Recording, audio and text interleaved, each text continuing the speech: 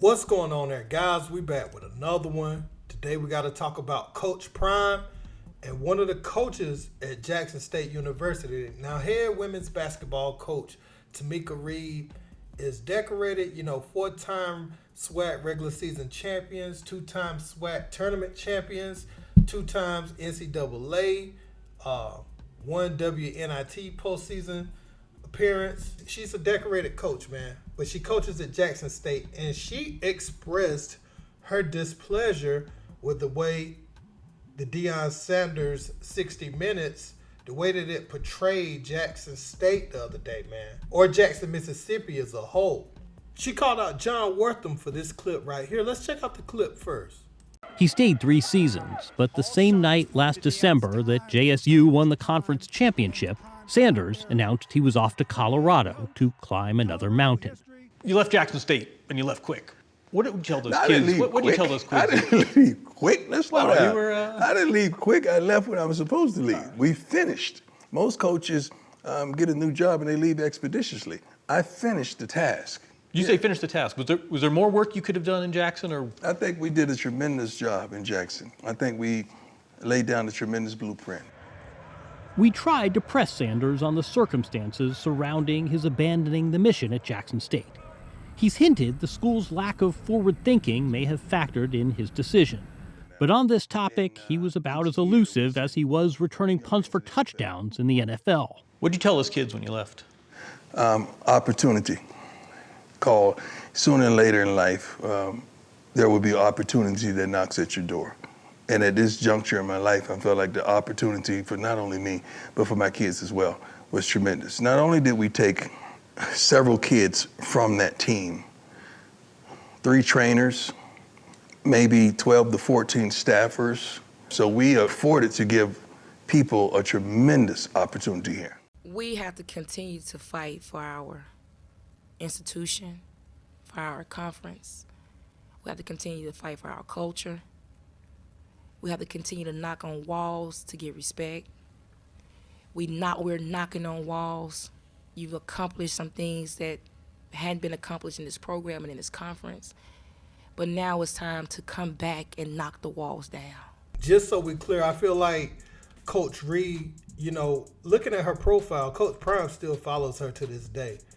So I don't think there's no animosity his way. It's more about the portrayal and the production of the show. And what she said was, at 60 Minutes, y'all made Jackson, Mississippi look horrible. You should be ashamed of yourselves for showing the worst house you can find in America and make it like that describes us. I'm not even sure that abandoned house you showed is even in Jackson.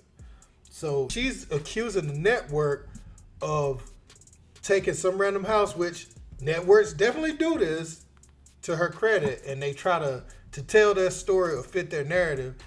They'll just have people that's not from there, or the casuals not knowing what's going on, that's what's taking place down there. And you had one user respond to her. It says, the story was about what Coach Prime is doing in college football. They showed us highlights and pics of JSU. The old beat up house in Jackson was a very small part of the story. Deion had no hate for JSU. Yeah, there are nice parts of Jackson that could have been shown, but it ain't that serious.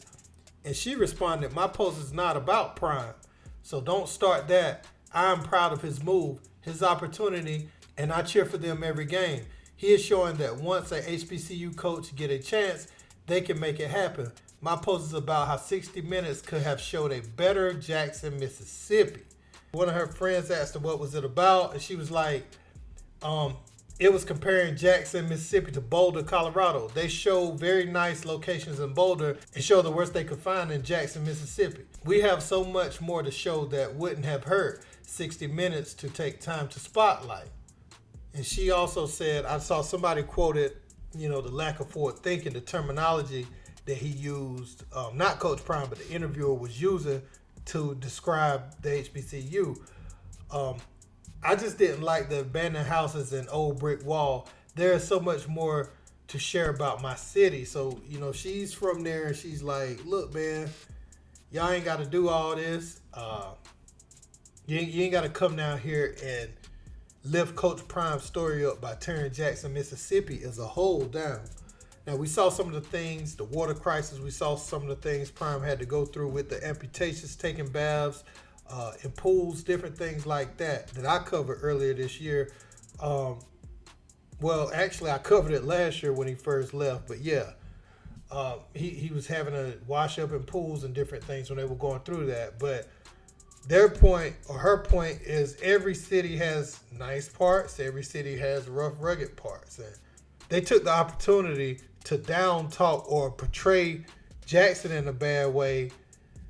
And when you say lack of forward thinking, you attack the administrators and everything there. And there's a conversation to be had with that. Yes, he's not the right person to do it or to say lack of forward thinking or anything like that. And she also took the time to share some pictures to show you a better Jackson, Mississippi. I'm going to show you all these while I talk. So it's important to know that these cities have these areas too. It's not just, now there's some cities that's really bad all around, but Jackson has more, that they could have highlighted too if they wanted to. Again, I know they're in the business of telling a story and making it as dramatic as possible, but some people take offense to that, especially, she's in the game. She's trying to recruit. She's trying to bring in new players for her own team. She's a fixture in the community, so she actually cares about the people that's there. And when you do things like that and you have documentaries like that, forget recruiting against other Power 5 schools. You're going to have trouble competing against the other HBCUs as far as recruitment, because they're going to have that right there in their mind, like, oh yeah, you remember that documentary? They show how bad it is down there, water crisis, rooms don't look that good, boom, boom, boom, and you're going to have issues getting people on campus. So Tomekia Reed, she made it clear she's not going at Prime. It's the documentary itself. As you can see, I zeroed in on it. Coach Prime still follows her. And he still has a heart for those people, because every chance they get, Shador gets, Travis Hunter get, they mention that they came from an HBCU to show that, it's a level playing field with some of the skilled position players. You know what I'm saying? Now, the line and different people like that, it is normally a big difference for the most part. You have some outliers, but that's where the dominance happens when these Power 5 schools play, the smaller schools.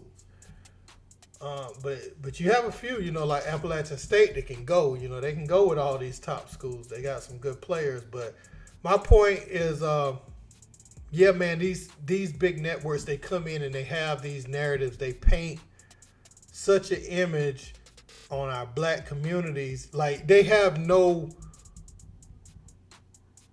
how do I want to put this? They want to profit off of the dysfunction that they can find instead of looking for a way to make it better. And that's people's problem. There's nothing wrong with reporting on it if you're someone who is willing to give and contribute to the upliftment of the very area you're talking about. But coming in there using it as a prop for a documentary, I think is what rubbed Coach Reed the wrong way. And I'm glad she spoke up. But I want to know what you guys think about this in the comments. Don't forget to like, share, and subscribe. Until next time, peace.